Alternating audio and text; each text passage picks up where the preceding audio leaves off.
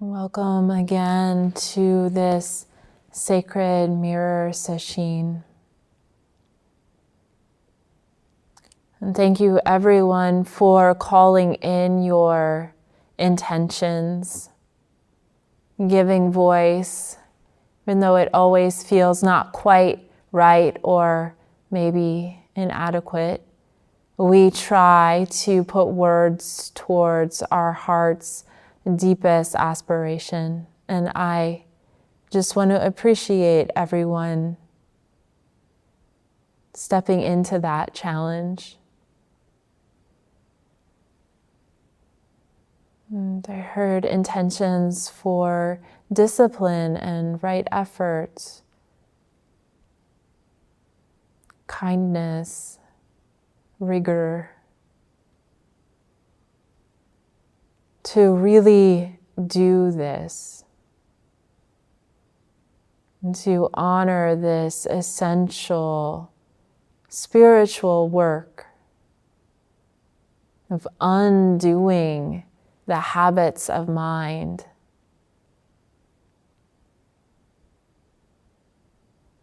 Sitting in the fire.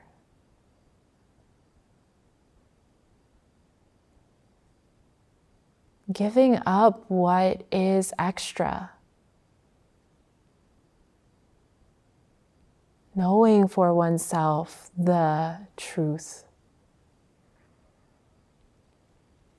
May we, throughout this week and throughout our lives, remember to support each other in upholding these intentions as we create community across time and space. I want to start tonight by sharing the story of Kakuzan Shido. This is a story filled with mystery and some magic. And like any retelling of someone's life, it's a story. Stories can inspire. They can remind us and point us back to the deep truths and paths that we each walk and questions that we hold in our hearts. This story is also the story of a practitioner. It's filled with determination, with faith, and with vow. And Kakuzan Shido was born in 1252 in Kamakura, Japan, into the powerful Adachi family, a family of warriors. She was married young and was a lady to the regent, to the shogun, one of the most powerful people in the country at that time. She learned the ways of the samurai before age 18. And she and her husband, who were wealthy, were patrons of Zen. They donated a significant amount of land and money to found a great monastery called Engakuji. And then at some point her husband, while still quite young, fell ill and thought that training at the monastery might help restore his health, which didn't happen, and he died at age 33, the same year that most of her family was killed in a ruthless battle. Shido, Kakuzan Shido, in despair, in grief, but also maybe in truth, affirming maybe a deep longing she had and never was able to actualize because of her family's wealth and propriety, shaved her head and became a nun and studied with the head teacher at Engakuji. Despite being at that time the only woman, She did have a very sincere relationship with her teacher, and after years of intensive training and probably much harassment, the monks at Engakuji were known for being a little ruthless. She was given Inca transmission, permission to teach a holder of the lineage, which was a pretty big deal for a woman at that time. And because partially of her family name, was able to build a temple basically across the street from Engakuji, called Tokeiji, where she trained nuns.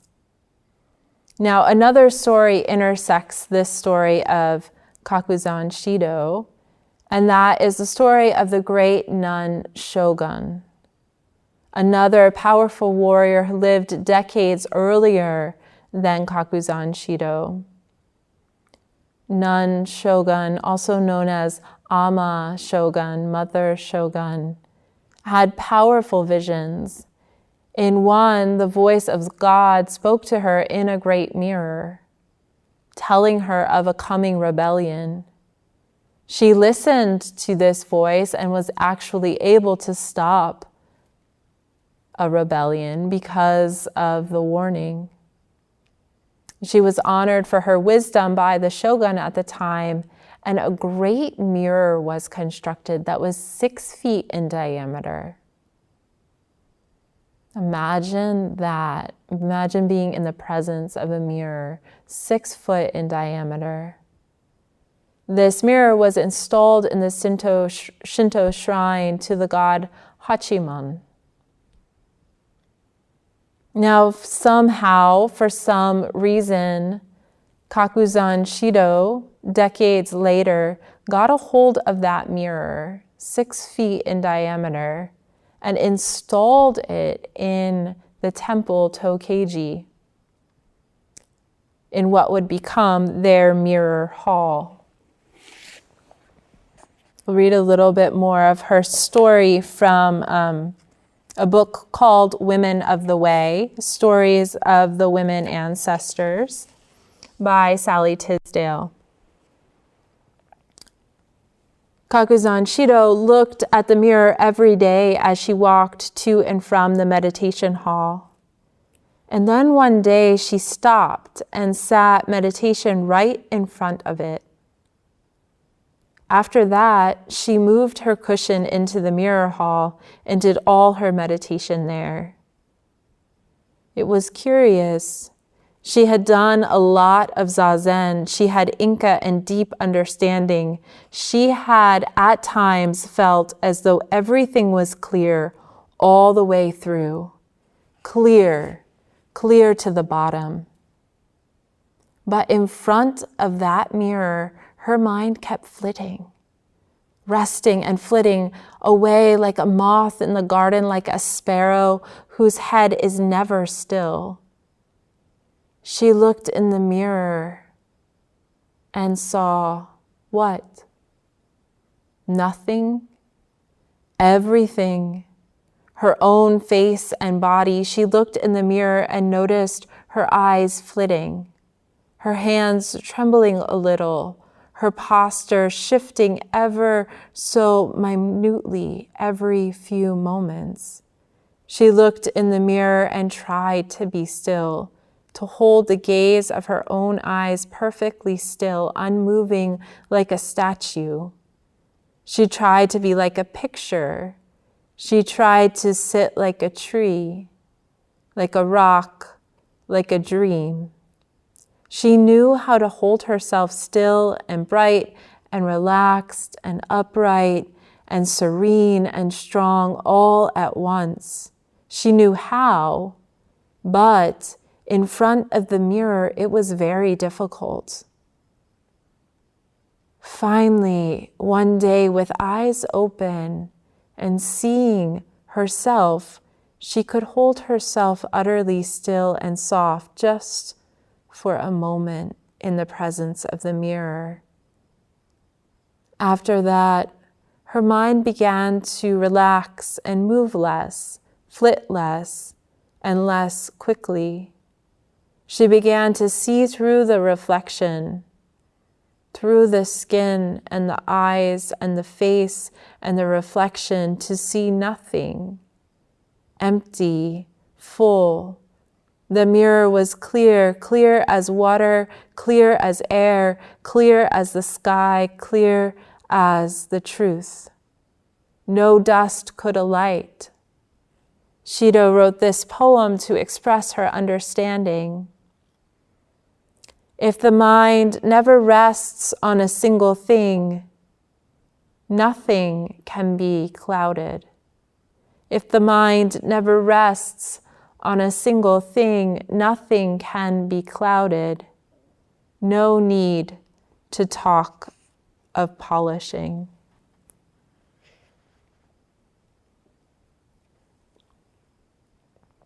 For many years, nuns at Tokeiji sat meditation in front of mirrors at least once a day. The practice was called Tokeiji Mirror Zen. Eventually, that particular mirror disappeared during a clan battle that crashed through the walls, but it was replaced with another mirror and then another. All of her students for generations upon generations practiced this mirror Zen. They would sit with this question: where is a single thought, a single feeling within this mirror image that I gaze? Where is a single thought, a single feeling within this mirror image where I gaze? They had their own insights. They wrote poems expressing their understanding. 8 generations of abbesses' poems were collected and became koans, teaching tools for later generations. We are picking up this lineage practice this week. Mirror gazing. Mirror gazing. Something so simple, something we've done for much of our life to one extent or another. Seeing the image of the face in the mirror. Mirror gazing as a meditation practice invites us to include ourselves, our whole selves, to fundamentally love ourselves, and to see beyond appearances, to embrace our uniqueness. Each face on this screen in this room, each person, a time capsule of causes and conditions, of insights and experiences. And Zazen, meditation, invites us to see through, to see past, to see beyond our conditioning, our judgments, to go right to the core of who we are. And in doing that, to embrace all that we contain. Kakuzan Shido, looking at her reflection in the mirror, saw nothing, everything. We are more than what we think we are. The mirror can show us this. We contain multitudes. Mirror meditation Sesshin can show us this. To embrace all we contain like a mirror that non-judgmentally reflects. Isn't that so? Anything that comes in front of a mirror is just shown as it is. As it is. What a beautiful phrase. to let things be as they are. That is the power of this practice we're engaging in together. To let things be as they are. No labels. No right and wrong, good or bad, beautiful, ugly. To let things be as they are. What a gift. A mirror reflects, holds, reveals, allows all that comes in front of it. And our zazen is like this. Our mind is like this. Our awareness is like this. During this sesshin, we'll be exploring the teachings of mirror. What happens when you look in the mirror? What happens when you look in the mirror? We'll get an honest reflection. And we'll sit in front of the mirror longer than is comfortable. And start to really see. See beyond the mind's darting around to imperfections, wanting to change the face. Seeing beyond, learning to be still, learning to look ourselves in the eye and see the mirror itself. What is the nature of the mirror? What is the nature of mind itself? Well, every day at 11:30 a.m. Pacific time, we will receive instructions on mirror gazing. Jogen and I will be giving those instructions. So for now, as we settle into sesshin, and please feel invited to do mirror gazing as often as you'd like, and we'll choose just that one block per day to do it together.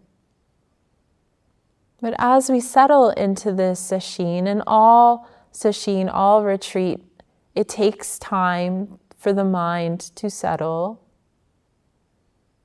So I invite you to ground attention in the base of the body. That sense of being rooted, being held by the earth. The contact points the body is making with the floor or seat. Establish this connection every meditation period. Feel this connection as you're walking, either doing walking meditation or walking through the day.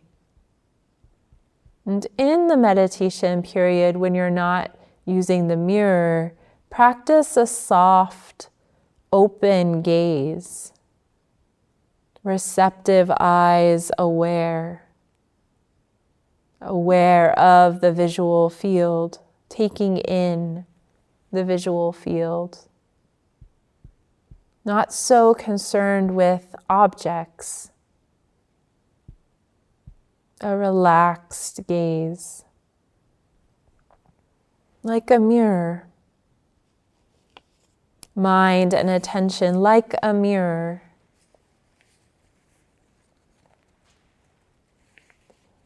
Feeling body connected to earth, floor, seeing. Allow experience to be.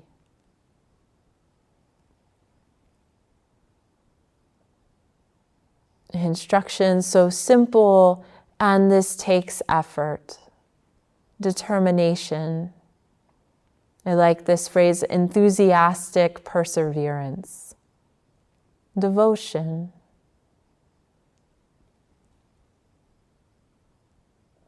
We sit, affirming our intention, letting go of past, future, judgment, anxiety.